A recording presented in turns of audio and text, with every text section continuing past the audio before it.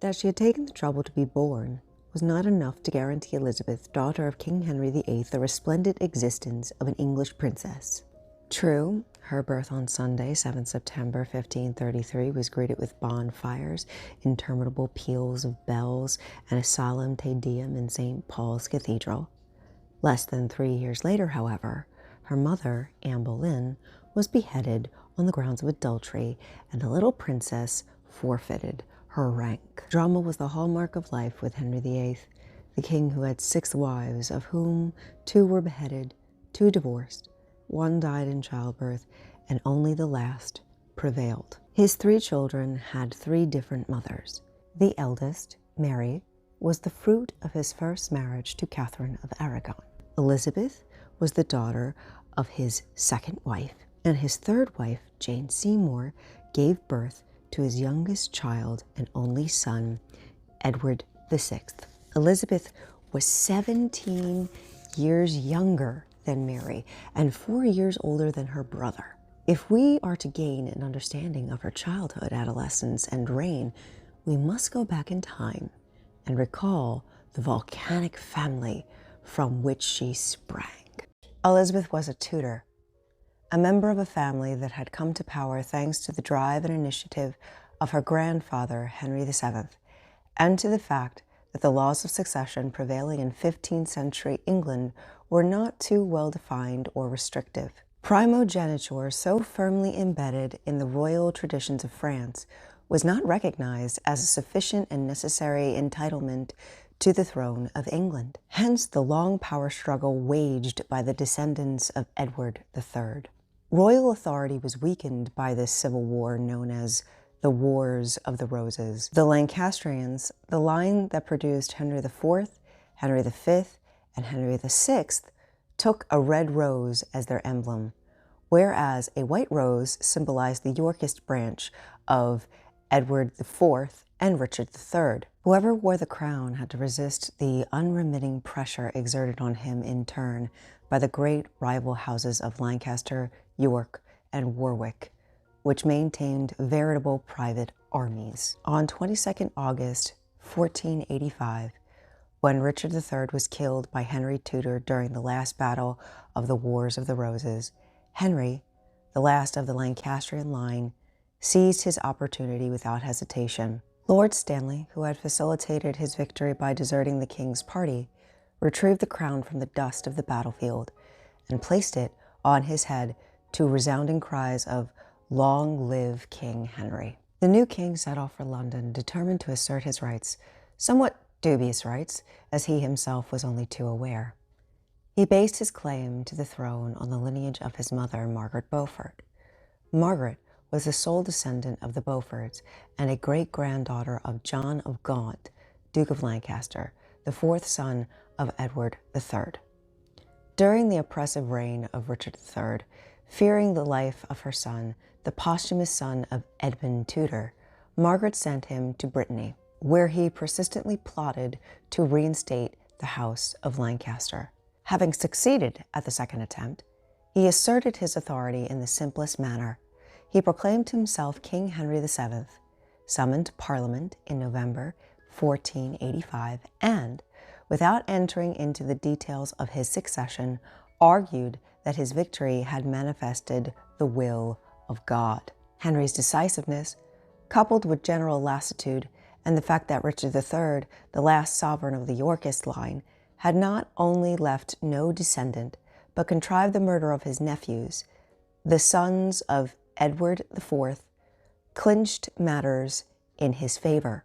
It was only then that he married Elizabeth of York, thereby ending the rivalry between the two clans once and for all. The young dynasty's position was consolidated by the birth of 2 sons and 2 daughters. Arthur, the eldest, married Catherine of Aragon in 1501, but died 5 months later, having already been languid and sickly at the time of the ceremony, and it appears that the adolescent couple's marriage was never consummated. However, the Spanish connection, accompanied by a favorable dowry, was too valuable to be lightly abandoned. Ever practical, Henry VII solved the problem by marrying his second son, Henry, who was now Prince of Wales, to the youthful widow. His two daughters also made brilliant marriages. Margaret wed James IV of Scotland. Their granddaughter was Mary Stuart, and the younger Mary became the wife of Louis XII of France. The latter died not long after, and his queen, who had not borne him any children, returned to England, where she married the Duke of Suffolk. Their descendants were exclusively female, and we shall later have occasion to speak of their granddaughters, Jane and Catherine Grey. In 1509, however, when Henry VII died and Henry VIII came to the throne, questions of succession were secondary. The young king was 18 years old, robust, handsome, and adept at all forms of physical exercise. He was also fond of music, dancing, and poetry. Heir to a country eager to put an end to internal strife, and married to a loving wife who lavished affection on him, he seemed destined for a glorious reign. The young couple and their entourage were not unduly worried by the ensuing series of miscarriages and stillbirths, especially as Catherine was delivered of a healthy daughter, Mary, in 1516. Although a trifle disappointed at not having had a son, the king felt sure that a boy would not be long in coming, and displayed little ill humor. Daughters made good marriages, after all, and the little princess soon amused him with her quick wit. And so, since he continued to enjoy his conjugal duties, he persevered. The years went by, however, and still no male heir appeared. The 6-year age gap between Henry and Catherine abruptly widened. In 1525, the queen turned 40, whereas the king, at 34, had never been more flamboyant or more pragmatic. It was obvious that Catherine would bear him no more children, so the necessary conclusions had to be drawn. Whispers began to circulate at court. The word annulment went the rounds. There were plenty of dynastic justifications for divorce. Memories of the War of the Roses were still vivid enough for everyone to want a clear-cut line of succession to the throne, and this problem was doubly acute because the Tudor family lacked male heirs. Although it was thoroughly accepted in England, as witnessed the Tudors' example, that regal power could be transmitted by the female line, people were chary of being ruled by a woman. Would a queen regent be able to exert the requisite authority in an age when the sovereign still commanded his troops in battle? The role to be assigned to a potential husband was another question that aroused justifiable anxiety. A royal consort could easily seize power. Worse still, a foreign prince, if he outlived his wife, might create dangerous dynastic complications. For the public good, it seemed essential that the king remarry.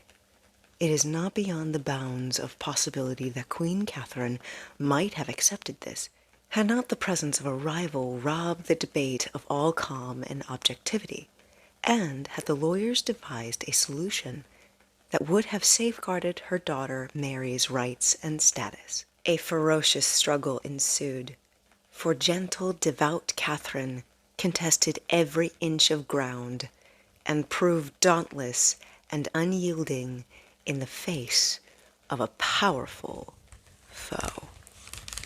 Henry VIII had had a number of mistresses during his marriage. One of them had even given him a son, whom he acknowledged and created Duke of Richmond, but he had never been passionately in love with any of them.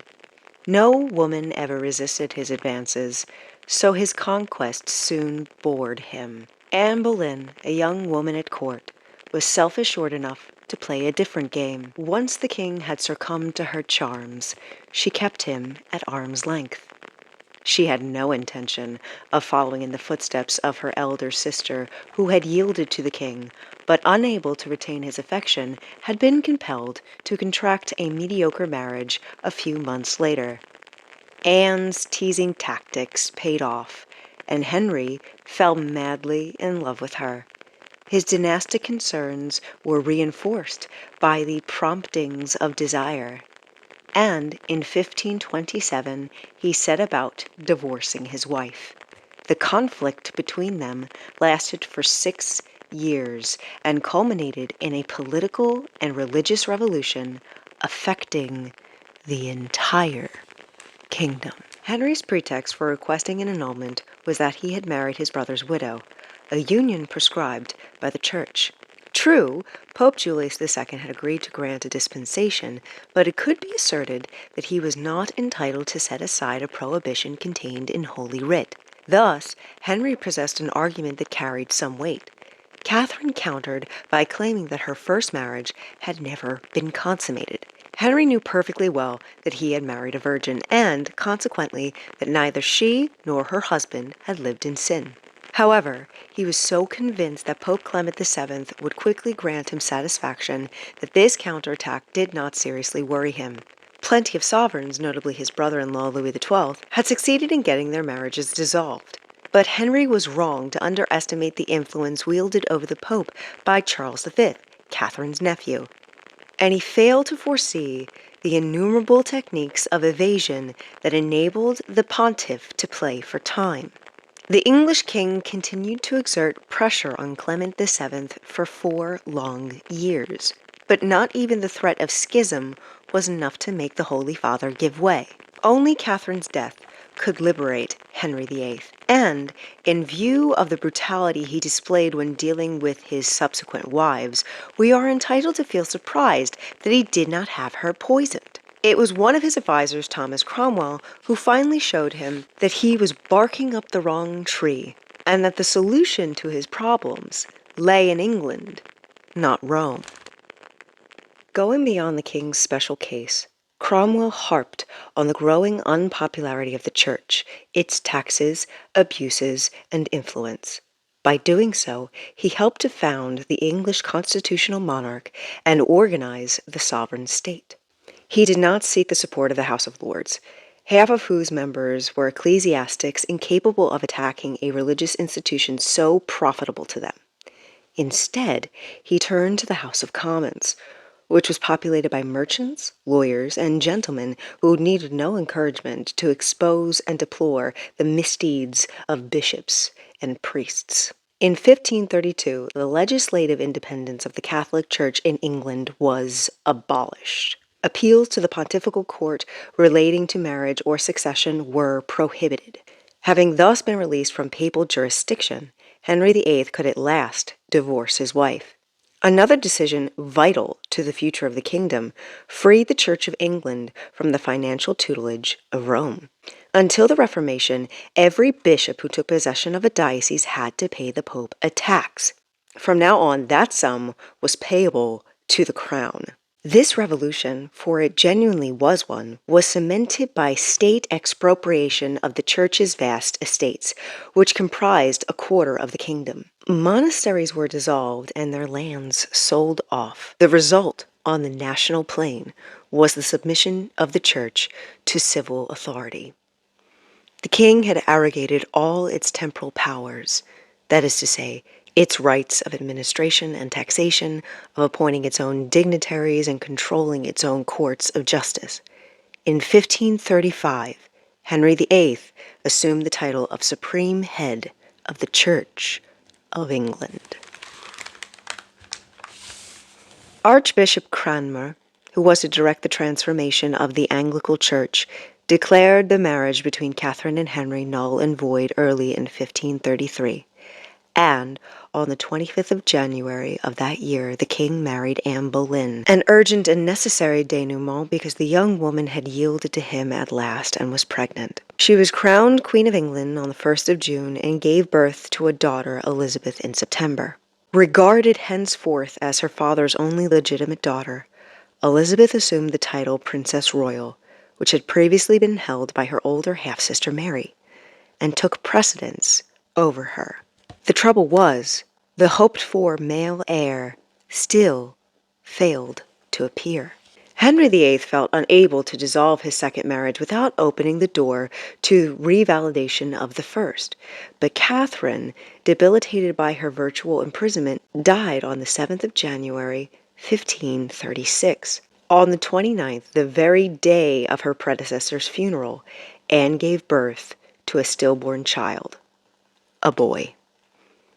Her bad luck persisted. Henry was not prepared to wait another 17 years to rid himself of an exasperating wife. He accused Anne of adultery and instituted proceedings against her, being at pains to observe the formalities, but took no notice of his wife's denials. He had the marriage annulled and ordered Anne Boleyn's execution on the 19th of May, 1536. He was considerate enough to spare her the axe, which was thought to be less efficient and more ignominious than the sword, and sent for a particular skillful executioner from Calais to behead her. He married Jane Seymour 11 days later. Elizabeth was now demoted in her turn. Although she and her half-sister Mary remained daughters of the king and were recognized and brought up as such, their dubious legitimacy deprived them of all claims to the title Princess Royal. The birth of a son to Jane Seymour, who gladdened the heart of Henry VIII by finally presenting him with a male heir, reduced their importance accordingly, but had a pacifying effect on the royal family. Mary no longer had to give way to her younger sister, and both girls deferred to their brother quite naturally and with good grace. Their presence at court created no problems. King Henry had no other son, so it was not in his interest to cast doubt on their competence to occupy the throne. This was because by force of circumstance they were being held in reserve. Granting them a respectable status was essential in order to maintain their value on the marriage market. There had been some question when Elizabeth was born of betrothing her to the Duke of Angoulême, son of Francis I. When Henry proposed to marry her off to a nephew of Charles V, the latter refused on the grounds of her mother's life and death. The king did not wish his younger daughter's matrimonial stock to fall still further on the European market. However, Henry's conjugal life was becoming more and more notoriously chaotic. Having done her duty by giving birth to a son, Jane Seymour died, carried off by puerperal fever like so many other women of her day. Next, the king sought to contract a political marriage. None of his attempts to forge an alliance with Francis I succeeded. His reputation did him no favors. Mary of Guise, who was approached because of her tall stature and good health, declined. "I am tall," she said, "but I have a little neck." And she set sail for Scotland, where she married James V. Henry then turned his attention to Germany and opted for Anne of Cleves, on the strength of his ambassador's recommendation and a portrait by Holbein. The young woman landed at Dover and pressed on to London in spite of the atrocious weather, not wanting to delay her meeting with the king, who was awaiting her at Greenwich. Henry was dismayed and claimed that he liked her not. But what should he do? He could not back out without causing serious diplomatic ructions. So the marriage went ahead at Greenwich in January 1540. After several nights at Anne's side, however, Henry could not consummate the marriage. Meanwhile, innocent as a nun and chirpy as a bird in springtime, Anna saw nothing abnormal about her undisturbed nights. Convinced that a kiss was enough to engender a child, she failed to comprehend the advice offered by her ladies-in-waiting, who were alarmed by her bridegroom's ill humor. Only 6 months later, in July 1540, Henry asked for a divorce. Anna willingly agreed, on the condition that Henry not send her back to Germany. Relieved to have avoided an unpleasant scandal, the king assigned her a royal residence and a comfortable pension. Thus provided for, she lived out her life in peace, on amicable terms with all the royal family. Henry VIII proceeded to choose himself a beautiful young bride in the person of Catherine Howard. Suffering from horribly ulcerated legs, the king was incapable of satisfying his cardinal desires. Catherine Howard was then charged with adultery, like her cousin Anne, and beheaded in 1542. Henry VIII's sixth and last wife, Catherine Parr, married him in 1543. She did so with little enthusiasm. Nevertheless, being a wise and sensible woman with the experience of 2 previous marriages to draw on. She held her own in an undramatic manner and proved an excellent and affectionate stepmother to Mary, Elizabeth, and young Edward, the Crown Prince. It was then that Elizabeth began to spend more time at court and was able to observe her father at close quarters. But to return to 1536, the year of Anne Boleyn's execution. How can we reflect on the person of Elizabeth without wondering how she reacted to her mother's death? This is a difficult question. We do not know when she heard the news or who informed her of it and in what terms. At 2 years and 8 months old, she would certainly have been affected by the drama had she been living with her parents, even allowing for the lack of family intimacy prevailing at the period and in her royal environment. But, in accordance with custom, she had been installed at Hatfield House, which was situated in the country some 20 miles from London. There she was provided with attendants and entrusted to a governess, Lady Bryan, who had fulfilled the same function for Mary, the king's elder daughter. The latter was thus compelled to share the home of the child who had usurped her title, her position, and her father's affection. Whenever the king visited young Elizabeth, Mary was confined to her room because her loyalty to her mother and her flat refusal to recognize Anne and her child. Anne's execution wrought another change in the half-sisters' relationship. Elizabeth was reduced to the simple status of the king's daughter, and Mary regained precedence over her by virtue of their difference in age. Although the 2 girls continued to live together, Mary now had her own servants. No longer subjected to the humiliation of having to wait upon her sister, she gave free rein to the tender feelings aroused in her by an amusing and intelligent little girl, who quickly grasped that she owed her elder sister some respect. Although Henry VIII had little compunction in beheading those who displeased him, he did not vent his spleen on his victims' children. In any case, a nobleman condemned to death traditionally entrusted his offspring to the sovereign's care. In his young daughter's case, he continued to visit her, often invited her to court, and was at pains to give her the best possible education. Thus, where Mary had suffered from the ill treatment inflicted on her mother, Elizabeth was spared the torment aroused by her own mother's tragic end. She never evinced any feelings of inferiority vis-à-vis her sister or brother that might have been fostered by her mother's disgrace, any more than she manifested resentment towards her father. On the contrary, she admired him, showed no fear in his presence, and, once she became queen, often cited him as an example to be emulated. Besides, the scaffold that chills the modern imagination was then an instrument of government. So many illustrious figures had been beheaded, whether for treason or for refusing to support the king in his quest for a divorce, that their descendants regarded such a death as honorable. As we shall see, Elizabeth's intimates included plenty of people who had been orphaned for reasons of state. Robert Dudley, her closest friend, the Duke of Norfolk, the premier peer of the realm, her cousin Catherine Grey, all had lost a parent to the headsman's axe. Once on the throne, Elizabeth favored her maternal kinsfolk, and gladly accepted from the Earl of Hertford a locket ring containing 2 portraits of herself in profile and her mother full face. But, although she never disowned Anne Boleyn, she made no attempt to rehabilitate her memory. Very sensibly, she was averse to rekindling the debate about her own legitimacy. What did remain with her was an extreme reluctance to order executions and, a rarity in the 16th century, a genuine respect for human life. The long-awaited birth of Crown Prince Edward in 1537 finally set Henry VIII's mind at rest about the future of his dynasty. As a result, he drew closer to his daughters and summoned them to London with greater frequency. His son's christening became the occasion of a regular family celebration.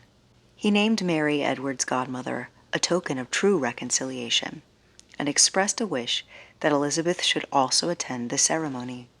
Charged with presenting the chrismal bonnet to be placed on the infant's head after baptism. She herself was so small that she had to be carried to the altar by 2 noblemen. Until her father's last marriage, however, she never lingered at court. In any case, the little prince was sent to live in the country with his sisters. The royal children spent their life in one or another of the royal residences near London. Lady Bryan relinquished her duties with Elizabeth in order to take charge of Edward, and the little girl was entrusted to Catherine Champernon, also known as Kate, to their mutual satisfaction. She remained in Elizabeth's service after her marriage to a cousin of Anne Boleyn, John Ashley, who was also a member of the princess's household. Kate was instantly captivated by her young pupil, who displayed so much enthusiasm for her studies that it proved necessary to curb her somewhat. The royal children were taught Latin and the rudiments of rhetoric from the age of 6, it being essential for a prince to be able to express himself. Elizabeth showed a remarkable aptitude for this art. The king's secretary, Thomas Wriothesley, who had come to settle some matter with Princess Mary, asked to see her younger sister, then aged 6. Elizabeth addressed him, he was amused to report, with the self-assurance of a woman of 40. The princess was also instructed in French and Italian, music, and astronomy. She proved a voracious reader. Her sister, although very painstakingly educated, was ignorant of the pleasures of intellectual speculation, whereas Elizabeth reveled in the intellectual sparring matches throughout her life and seldom went anywhere without a large bag containing a book or 2. She had been taught to judge a work by its stylistic elegance as well as its content. Hence the love of rhythm and nuance of expression that made her such an exceptional public speaker.